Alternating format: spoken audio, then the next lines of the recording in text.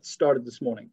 So what I want to do today is introduce you to two things. One, I put a little extra reading on a very, very brief history of environmentalism. We'll get to that in the second part. The first part this morning, I want to look at some big, broad themes and concepts, the kind of things, kind of frame the course, right? Set us up for next week, where we look in a little bit more detail at science and environmental ethics, and then start unpacking population and energy and individual, components of the course. So I'll start with this question: are humans the primary driver of environmental change? And the reason why I wanted to start with this question is one of the big themes, I think, in the environmental sciences, certainly in this course, is how do we disentangle what is a natural cycle versus what humans are doing, right? Really important. So we're going to look at that at several points along the way, okay? So for example, climate change. How do we know what is a natural forcing of climate change? That may be changes in the relationship between the Earth and the sun, or volcanic eruptions, for example, right? And how do we parse that impact out, or that influence out, relative to what humans might be doing in terms of driving the climate cycle? You'll see that when it comes to land degradation. You'll see it when it comes to biodiversity. How do we quantify the natural loss of species versus humans accelerating species loss, okay? So a big, broad question. And here's an example, okay? I could have used recent ones from California. But, a year and a half ago, Australian wildfires were right at the front of our attention, okay? Australia was burning. And we saw that right up and down the East Coast, okay? From south of Brisbane all the way down to well south of Sydney and east of Melbourne, right? Devastating wildfires. And excruciating images, right, on the news of people rescuing koalas and kangaroos and wildlife.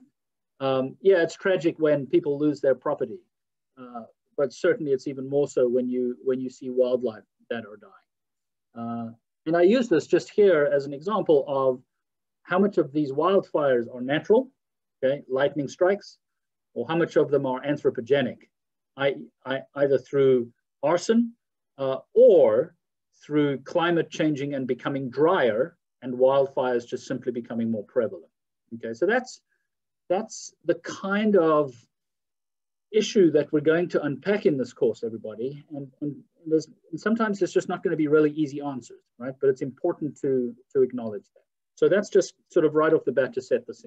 Okay, so the reason why I begin the chapter here at the book, Welcome to the Fabulous Anthropocene. Okay, there is a lot of work being done and a lot of controversy, to be very frank with you, about should we designate the period that we're in, human beings, as a new period, right? So the diagram here on the screen is a very simple cartoon of what we call the geologic timescale, okay?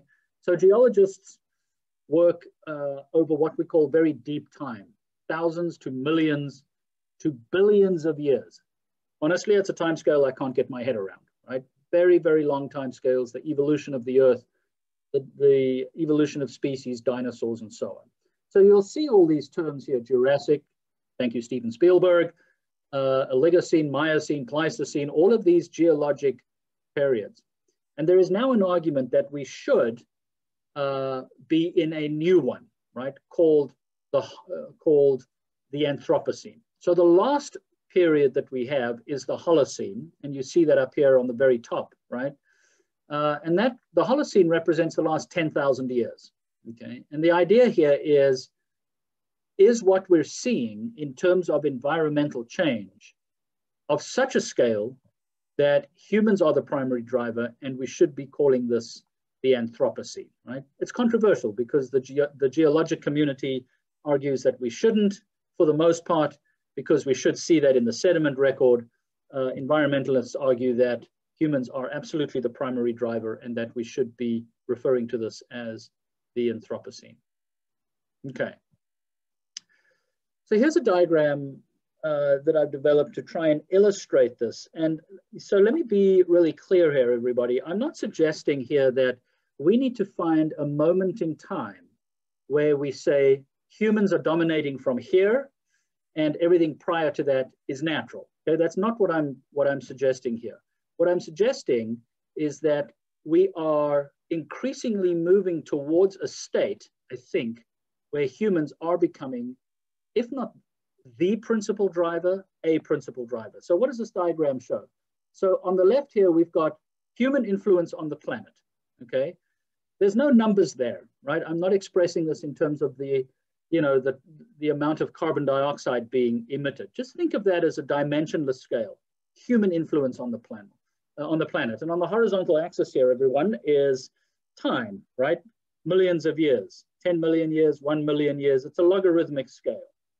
And I've drawn this curve here that you see, the blue line, the blue curve, as it's going to be red here, but here's the blue curve going up, showing a conceptual increase in human influence, right? Now, some people say that it's really the spread of agriculture at about 8,000 years ago that we start seeing human influence, the conversion of natural forests and landscapes into agriculture, certainly on small scales to start. Others would argue that it's the Industrial Revolution, right, where coal replaces wood as the primary source of energy, and we develop the internal combustion engine, and we start seeing significant emissions of carbon dioxide and other things. Others have said we should designate the post-nuclear period because we can actually measure in various sediments around the world radioactive layers as a result of the fallout from the nuclear weapons, right? So there's no right or wrong answer here, by the way. You don't get penalized in an exam if you say, I think the human influence starts here versus someone else arguing it starts down here. That's not the point. The point is that the curve is moving upwards, right, of human impact on the planet.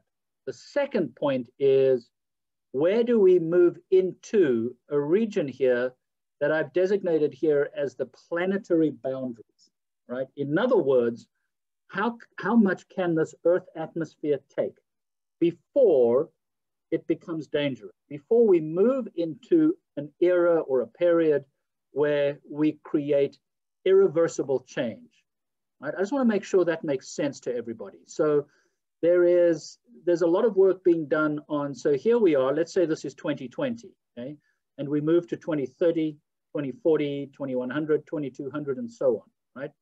Are we moving to a point where we can rein ourselves in and remain safe? And here safety is probably designated as a climate thing, right? Where do we change the climate where it becomes so warm that we start impacting agriculture and water resources and so on? Or are we inevitably moving towards a period where we're going to break through some sort of safe boundary and things will become irreversible? So let me stop there and see if there are any comments or thoughts or questions. I see the chat going. I love it when there are questions, right? Okay, here's a question from Lauren. Thanks. Are the planetary boundaries for human life or for all life? Geez, that's a good question. Being a professor, I get the luxury of flipping that right back on its head. Lauren, what do you think if you have a microphone? Are we talking about humans or all life? I guess it depends on your perspective. I would say that it probably affects all life, and humans are part of that. Yeah, so that's an interesting comment, right? I guess it depends, again, it depends on your perspective. There's this view of the world of humans having dominion over nature, right? So a very kind of what we call anthropocentric view. We rule the planet and can cause massive change. And of course that's true, right? But that's a very anthropocentric view. There's other views of the world. The other view of the world is kind of a biocentric view, which is that all life should be valued equally, and humans are no more important than zebra mussels. Now, whether that's true or not, I don't know. I guess that depends on you. But I think these planetary boundaries refer to all life in the sense that all life is so deeply interconnected, right? we may create a change that impacts humans in the short term that may not be very obvious or measurable, but that may start significantly eroding the functioning of ecosystems, right? So I don't know if that helps or hurts, Lauren, but to me, it's an ecosphere. It's one planet of all life. From Courtney, can you define Anthropocene again? Does the definition mean or include human involvement or because of humans? So the Anthropocene is a period in which humans are the dominant change agent, right? Humans are causing the majority of the environmental degradation, Courtney, that we see, okay? And a question from Caitlin. I think I'd be a wealthy guy, Caitlin, if I could answer your question. What would the Earth look like once it exceeds the planetary boundaries? We don't know, okay? So we don't know. And I'm not suggesting here that if we exceed the planetary boundaries, entire ecosystems collapse, right? The question is, how resilient are we to those changes, right? So if, for example, if the Earth warms by 4 degrees Celsius, Caitlin, it's not that humans will die out necessarily, but we will face enormous challenges. And you'll see that when we talk about climate, right? 4 degrees Celsius, no matter how you cut it, will cause catastrophic changes, i.e. there will not be agriculture in Texas, okay, because of the water supply issue. So it's a really, really good question and very difficult to answer. Sorry, I can't give you a diagram that says, here's where you need to move and here's where you do not need to move, okay? Then, is 4 degrees Celsius the upper bound of the boundaries? Maybe, maybe not, okay? The potential of a planet to function robustly for the moment, at least this is the scientific consensus, is built around a 2 degrees Celsius warming. We think that another 2 degrees Celsius warming we can manage, right? 4 degrees Celsius, then the challenge is here, if the planet cools by 4 degrees Celsius, the geologic record shows that we will be in an ice age. It doesn't mean the whole planet's covered in ice, but a 4-degree cooling is enough to induce an ice age. 4-degree warming is going to be enough to cause some serious problems, right? Okay. Another question from Faith. If we're already losing species due to warming, will this accelerate or will species become more resilient? Great question, right? I think, Faith, there's going to be, again, I think the consensus in the literature is that there are going to be winners and losers, right? There are going to be winners and losers in terms of both species and climate. So great questions, really hard to answer.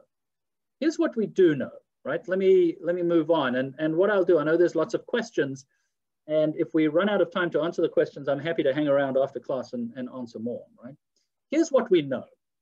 We know that the world has experienced extraordinary growth post-World War II, okay?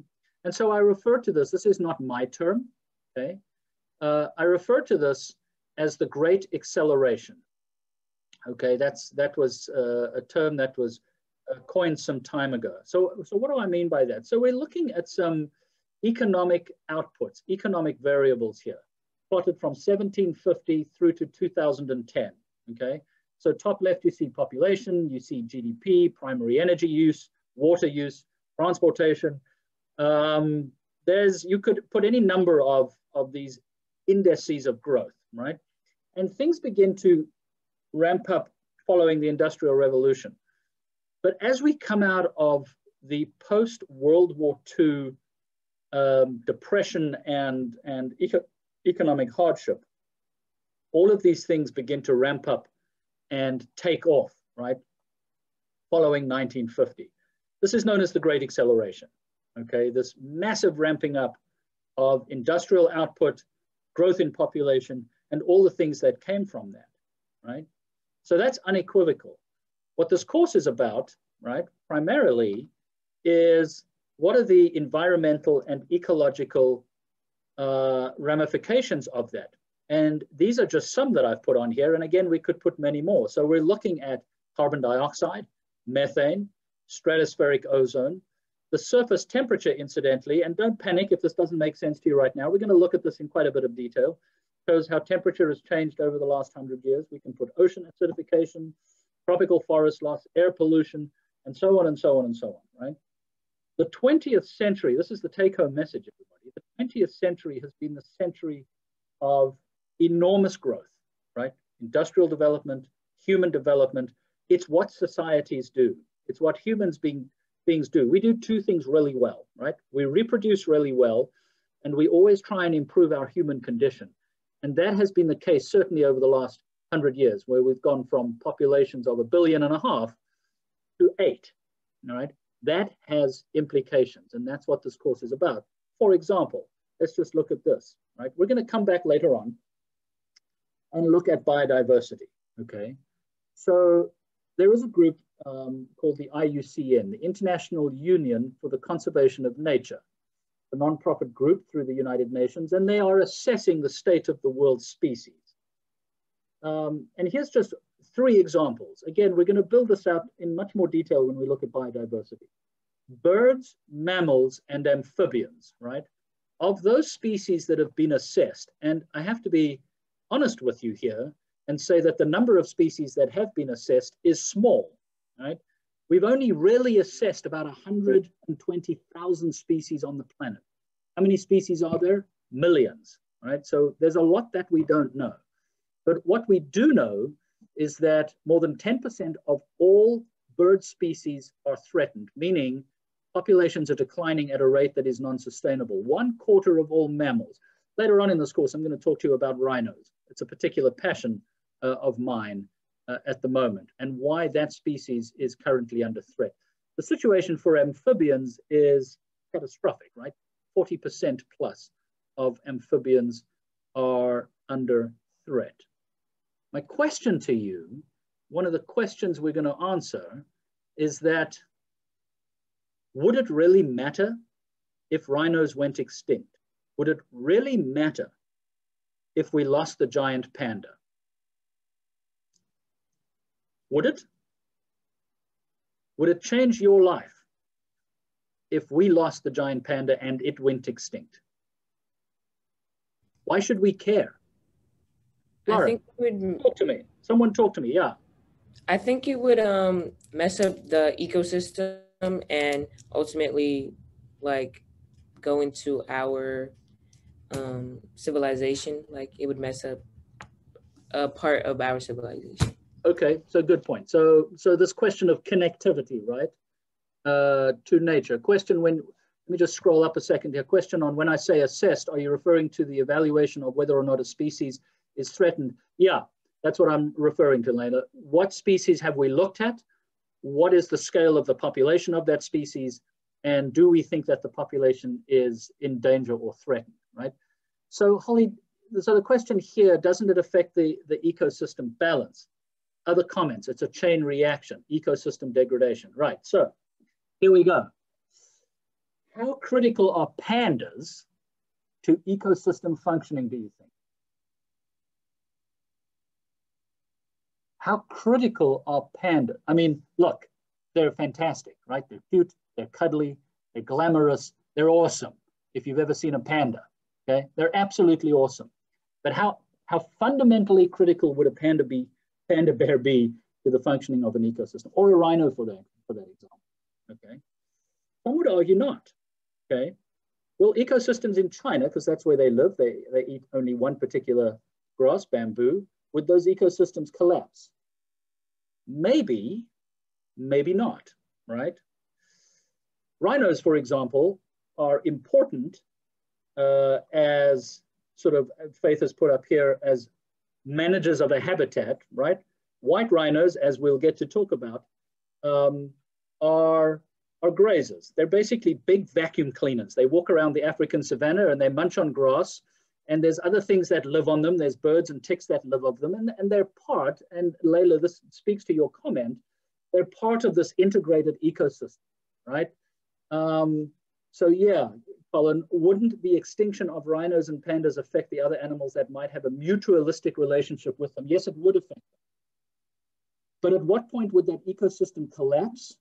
Or are these ecosystems resilient enough to cope with that, right? I'm not going to give you any answers now. I'm just trying to give you some food for thought. We tend to spend a huge amount of money protecting things like pandas. Pandas are enormously expensive to maintain, right? Millions of dollars have to go into transporting them, caring for them, feeding them, okay? Same thing with rhinos, same thing with elephants. Yet there are other species that aren't as big and glamorous, okay, that are actually much more important in terms of ecosystem resilience and functioning. And we refer to those as keystone species, right? If you remove pollinating bees, we're toast, okay? No matter how many pandas you save, no matter how many rhinos you save, we don't have pollinators, or if we don't have earthworms that are tilling the soil and redistributing nutrients, we are in real trouble. See what I'm saying here? So this is one of the questions that we're going to have to try and navigate as we go through this course. And again, I'm going to get to that down the line. This morning is really about teasing and giving you a look at some of the things we're going to look at, right? So we want to protect pandas. We want to protect koala bears. We want to protect rhinos. That's great, right? That's really important, okay? So how do we balance that with this fact that, 800 or so, some people say it's 1 billion people, go to bed hungry every night, right? According to the FAO, a child dies every 5 seconds in the world due to hunger. Shouldn't we be worrying about humans and human diseases and human resilience and poverty and things like that, right? Does it have to be either or, okay? Does it? I don't know. Complicated. We have put an enormous amount of stress on our ecosystems. And as you'll see, folks, as we get through this course a little deeper, you'll see what a dramatic land use change we've experienced on the conversion of forests and wetlands and prairie and grasslands into agriculture, especially mechanized agriculture like you see on the screen here, right? The appropriation of natural land to produce food, and not to just produce food to put food on our table, but to put food into things like cattle, and to produce corn, to put things like ethanol into our vehicles, right? Enormous stress on our landscapes. This is just an estimate going through to 2010 on the global use of fertilizer. There has to be a price for this, and in fact, there is, okay? The conversion of landscapes into agriculture, whether it's large-scale corn in Iowa or what you see here in Southeast Asia, intensive agriculture, rice and other crops on hill slopes. One of the prices has been the degradation of land, okay?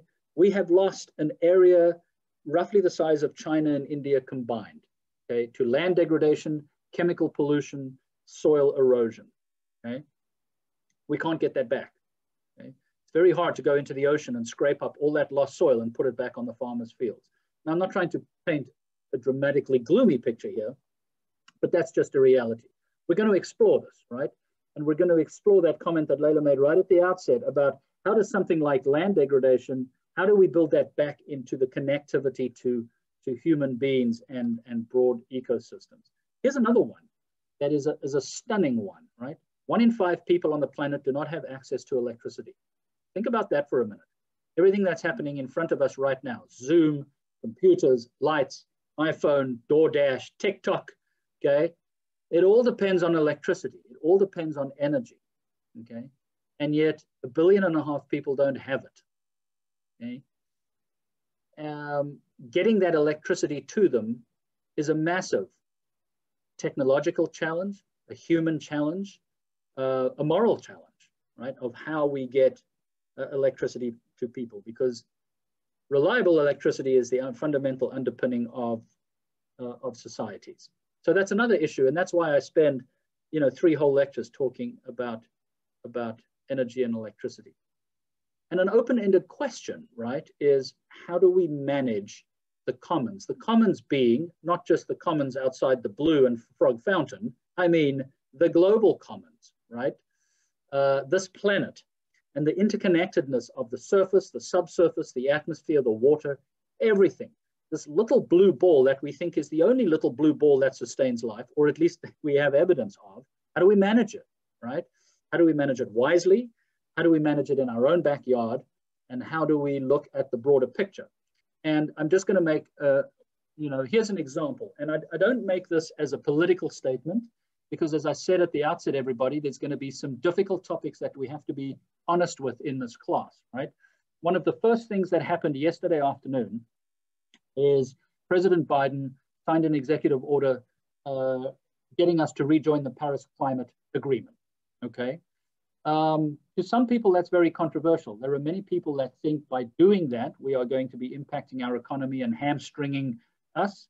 There are others who feel that we have to be at the table. And the US doesn't just have to be at the table, the US has to be leading the discussions on climate change, right? So the commons is the globe, right? And how willing are you and me to bear some sort of burden to manage that commons? Does that make sense? Does anybody have any thoughts or comments on that, right? It's a very, very difficult one. Again, there's no set answer to this. I have a question. Yes. This is controversial, so I don't mean to upset anybody, but is this the whole theory around Bill Gates' eugenics as controlling the population, the world population, so that we do manage the commons? Is this the idea that's behind that, of controlling the human population, which then in turn helps the earth not collapse in on itself? I mean, is that the thinking behind that? Yeah, my computer's going a bit wiggy. Okay, so that's a really interesting comment, and no need to apologize, Courtney, the way you phrased it.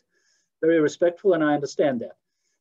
So I'd be on dangerous grounds talking specifically about Gates's, but what I do know is this concept, I don't know, I think this is related, so forgive me if I don't make the connection properly here, right? But there's this theory called the lifeboat ethics theory. Okay, the lifeboat ethics theory is that we're all sitting in this lifeboat. Okay, the whole planet, 8 billion people. And we can't save everybody, right? Not everybody can live like me, okay? And we're gonna have to choose who we throw life jackets to. It sounds extremely callous, right? And harsh. And controlling the population is part of that. So David Attenborough, someone who I admire enormously, right? And we'll refer to in this course, says that that's our number one problem. And to be honest, Courtney, that's why I start with population. Many people would argue that what we see, whether it's what we see in this photograph here or what we see and experience as a planet, is due to the fact that we have too many people on this planet, right? And if we want to have a quote unquote sustainable planet, then we had better ensure that we have a sustainable population, because we already have enormous disparities in the distribution of resources like food and water and so on, right?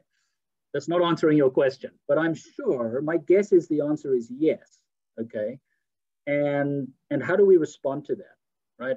Is it someone else's plan? I mean, we're almost, I don't know, are we controlled by Google and Amazon at the moment? Probably to a large extent, but this goes to a much deeper moral, ethical question. I'm not trying to avoid your question. I just don't know enough about it to make any more sense of it than that. No, thank you. The lifeboat thing makes sense. I just am trying to understand where that theory or that idea comes from, and that makes a lot of sense. Yeah, no, it does. It came out of some work in the 1960s. I refer to that right at the end of the book, and we'll circle back on that, right? About these difficult decisions that we have to make. Holly, you say, I think we do have a responsibility to take care of the planet. So this is a not objective statement. This is me off the soapbox. I agree with that, right? I think we have a moral imperative to take care of this planet. And how do we do that? And how do we do it equitably, right? How do we look at a developing country and say, sorry, you can't have coal because it's the cheapest and easiest way to boil a pot of water, and we benefited from unlocking the carbon cycle, but you can't do it, right? I mean, we don't have that moral authority, I would argue, okay? The other thought I want to leave you with before I move on to something else is not everything is doom and gloom, right? I think there's a risk we run in a course like this about painting a picture that everything is going to go belly up, right? That it is absolutely doom and gloom. So here's someone who I admire enormously for personal reasons, being South African, right? Nelson Mandela. Who just, I think, personally, single-handedly, through his leadership, avoided a civil war in my whole country, and I'm happy to talk to people outside of class about that. But a wonderful quote from Madiba: "Overcoming poverty is not a gesture of charity. It's an act of justice, right? It's the protection of a fundamental human right, the right to dignity and a decent life." And there's some interesting, so there's poverty linked to that, right? But it's, so I'm always interested in issues of environmental justice, right? Who gets to live near a coal-fired power plant or a polluted river and who doesn't? right, has a lot to do with inequities and inequalities. I always like to ask my grad students in an oral exam, so is access to clean water a human right, or is that a commodity? Is water a right or a commodity? And of course they all go, well, it's a human right, of course. You know, well then why are we paying a utility bill for water? Surely it's a commodity, you know, and how do we manage that? This diagram is a stark reminder to me that a lot of things are in fact getting better, right? I would be hard pressed to justify any argument that says, no, we need to keep people poor. Poverty is a good thing, right? Because those people don't consume as much as we do. It's indefensible, right? There's a lot of good news when it comes to poverty. So this shows poverty and extreme poverty. We don't necessarily need to get into the nuts and bolts of that. Just look at the blue one for a second, going up to 2017. According to the World Bank, the percentage of the world's population living on less than $1.90 a day, okay, that currently sits at about 10%, okay? That's an extraordinary improvement in the quality of life that people are, the world is getting healthier and it's getting wealthier, okay? Two things jump to mind here for me. One is 10% people living in acute poverty is unacceptable. The second thing is, what is the environmental impact of people getting healthier and wealthier and consuming more? So let me see if there's any thoughts or comments on that. So to me, this is a good thing, but it's part of the complexity of managing the commons, right? Okay, so here's an interesting one from Faith. The ability to have separate measures within separate countries for protecting the commons enhances our ability to attack the problem. Yeah, I agree with that, right? So it's this think local, protect our own backyard without becoming too kind of myopic about our own backyard, and let people protect their own backyards as best they can. Now, an interesting one, Faith. I don't disagree with that. Okay, so folks, these are just some themes that we're gonna come back to. Okay, yeah. So Kyle, the more people consume, the greater the impact of the consumption. Absolutely, right? Absolutely. It's another issue we're going to look at. Okay, so let's move on. I may not get to all your comments. I'll certainly take note of them and try and answer you individually in email.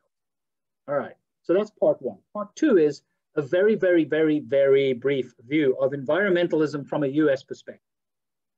Okay, so one person here you should recognize, and one person may be a little bit more difficult to recognize, right? So the person on the right here is President Roosevelt. My bias, my favorite US president. Because I'm a tree hugger. So there's obviously a link between conservation and President Roosevelt. The man on the left is Gifford Pinchot, Pinchot. I'll just put that in the chat, so you just got the spelling of that, Pinchot. Gifford Pinchot was a friend of President Roosevelt. Roosevelt assumed the presidency in 1901 to 1909. In 1905, he founded the US Forest Service. Roosevelt and Pinchot had a view of the environment that led to what we call the conservation ethic, right? The conservation of resources. Teddy Roosevelt was a Republican. He was a conservative. And the first few letters of that word, conservative, is conserve, right? To conserve resources, to conserve the environment. And when Pinchot became the first director of the US Forest Service, this kind of summarizes the mission statement of that, right? The art of producing from the forest whatever it can yield for the service of man, for the service of humankind, okay?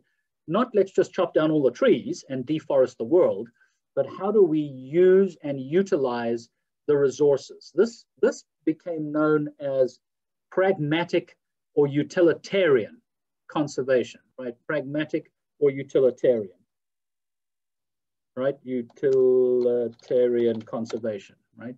So, well, I think there's a typo in there. Resources should be used for the greater good, for the greatest number, for the longest time, right? And this pragmatic utilitarian conservation was the governing conservation policy of the Roosevelt administration, right?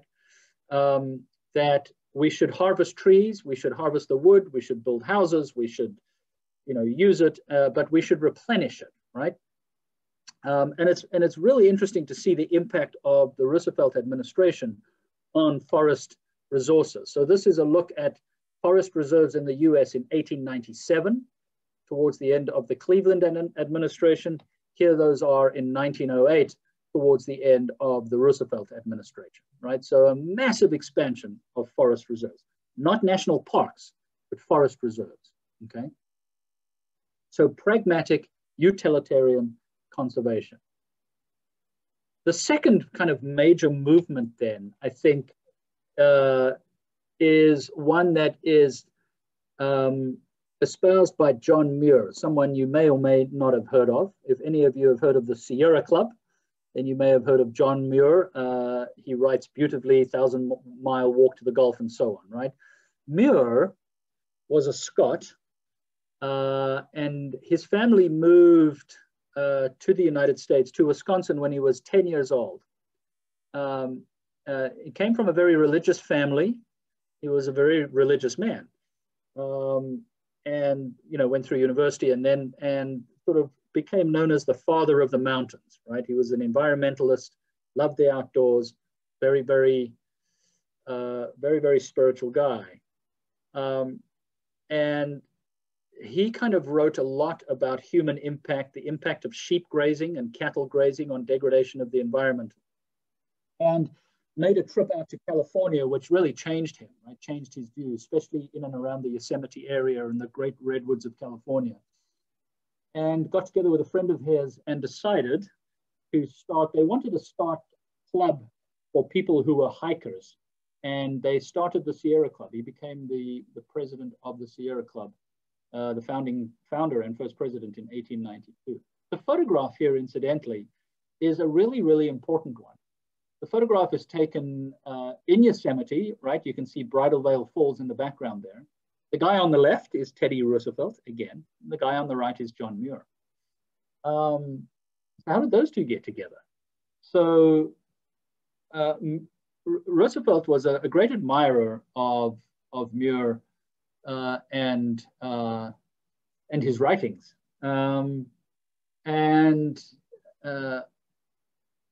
John Muir was also quite an antagonist of Gifford Pinchot, right? They got into some heated arguments. There was no Twitter and Snapchat back then, right? They were writing in Harper's and magazines and different newspapers. Muir's approach to the environment was that we should leave it alone, right? Because he was a spiritual man, God created ecosystems, he created forests, and that forests were not there to be used, but they were there for rest, inspiration, and prayer. End of story. And his view of the world was not conservation, but preservation, right? Fundamental difference, preservation versus conservation. And those two, they're not diametrically opposed. It's not that conservation is about destroying the environment and preservation is not. No, not at all. But there are two different approaches to looking at the environment, right? Conserving resources to be used by human beings versus preserving the landscape, right? I'll come back to that question towards the end, Liam, hang on there, about power. Oh, actually, so you followed that on. So why have we not utilized the kinetic energy of the ocean to produce the world's power? Would that not be preservation? So it's an interesting comment, but there are enormous technical scaling difficulties with that. So that's not a preservation versus conservation, but we'll get back to that. Thanks for the question. I'm not trying to dodge it. We'll come back to where that fits into the discussion on power. Thanks, Liam. So Pinchot and John Muir are getting into it, right, about conservation versus preservation. And Pinchot actually sets up a meeting in California between Muir and Roosevelt. And they go camping. They were supposed to go camping for one day, and they went camping for, I think, 4 days, right? And so Muir was a huge fan of Roosevelt. He just wanted more of an emphasis on preservation versus conservation. He wrote to the president, "I do not want anyone with me but you." Sorry, this is President Roosevelt writing to John Muir. "I do not want anyone with me but you, and I want to drop politics absolutely for 4 days and just be out in the open with you." This turned out to be one massive bromance in California, this camping trip. There's a great book called The Camping Trip That Changed America. If you ever want to read a fairly short book about this camping trip between Muir and President Roosevelt. Of course, President Roosevelt came with this entourage and blankets and, you know, kind of like the presidential entourage, and Muir had nothing, right? He just wanted to camp out.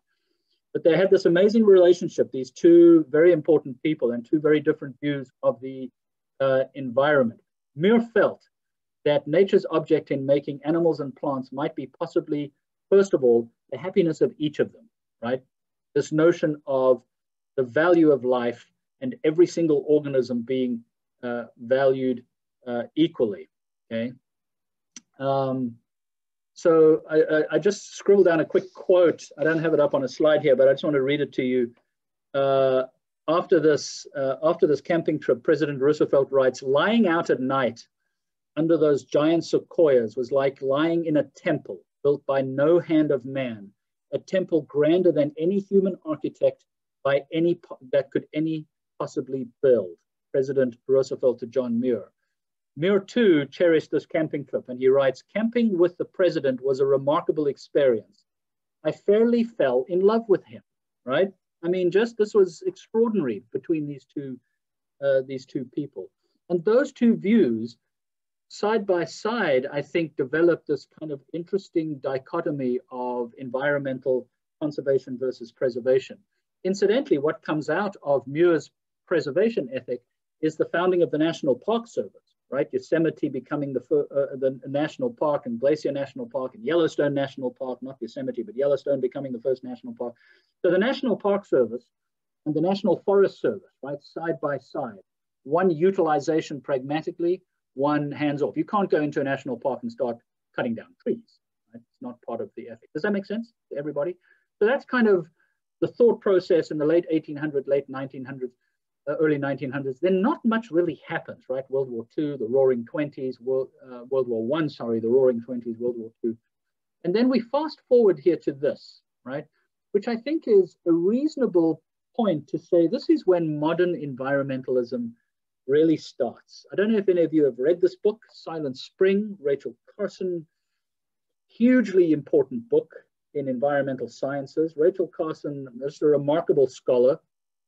Her expertise was fisheries and oceans, and she wrote some very influential papers and books on oceans and fisheries. But in 1962, she publishes Silent Spring. She died young at the age of 56. She publishes this book, Silent Spring, which focused, I think, for the first time, in a very articulate way, on pollution, on pesticides, and the contamination of the environment, the magnification of pesticides building up in our food webs and food chains. And it's an extraordinary story, an extraordinary book, right? The 1960s, of course, is an unusual decade. We've got not just Silent Spring, we have John F. Kennedy, the assassination of Kennedy, the assassination of RFK, the assassination of Martin Luther King, the Vietnam War, right? The 1960s is a decade of activism and awakening, right? Culminating in 1970 with the first Earth Day, right? April 1970, the very first Earth Day. So the 1960s is sometimes what we call the decade of awakening, you know, like, ruh-roh, what are we doing to the planet? And we'd better do something. Peace, love, flower power, and all of that. The early 1970s is when we then start seeing in the US critical legislation, right? Environmental legislation being developed and passed, right? The Clean Water Act, the Clean Air Act, the Endangered Species Act, things like that, all a product of this galvanization around a realization, I suppose, that we're impacting the planet. And at the same time, we cannot, I think, underestimate the importance of putting humans in space, right? The moon landing, and being able to look back at this globe and seeing, holy cow, this is it, right? This blue planet with its thin envelope of gas, and being able to monitor the planet and quantify things like pollution and deforestation and so on, is kind of this global look, right? Really understanding for the first time truly just how interconnected we are. So that is a very, very rapid look at, I mean, completely, unrealistic look at the history of environmentalism. But I just wanted to plant the seed about the global view of the planet, what we're doing in our own backyard, and this view of looking at conservation versus preservation. So let me stop there and see if there are any comments or questions or thoughts on that. I really appreciate the comments in class and also the written ones. And Liam, your question on tidal power, I will address sort of week after next when we start looking at fossil fuels, renewable energy, and how we get those 1.5 billion people energy and how we continue to build it. Everything's about building economies and economies of scale. And maybe we've reached that point that we need to begin to slow down. So thoughts, comments, questions? Can you explain the difference between preservation and conservation? Yeah, absolutely. So conservation is using resources pragmatically and sustainably. They didn't talk about sustainability, Courtney. That term didn't come up. Sustainability we hear a lot about nowadays, but it's really kind of the foundations of sustainable resource use. Preservation is hands-off nature, right? Letting nature exist and engaging in nature because of its beauty and its spirituality, but setting nature aside, right? If that makes sense. Good question. Anything else, everybody? I see that you are recording the video. Does that mean you're going to post it onto D2L? Yeah, I am. Thanks for that. I normally do that towards the end of the week, so I'll just, I'll just clean it up and make sure, that there's not 2 or 3 minutes up front of wasted time. But what I'll do, I'll send out a notice and let you know when they're up. I'll post them onto a YouTube channel and you can get access to them. Yeah, thanks for asking that. All right, young grasshoppers, tread lightly on the planet. Have a great weekend, and I will see you on Tuesday. We're going to talk about science, society, and ethics. Take care. Thank you. Thank you. Thank you. Thank you. Thank you. Thank you.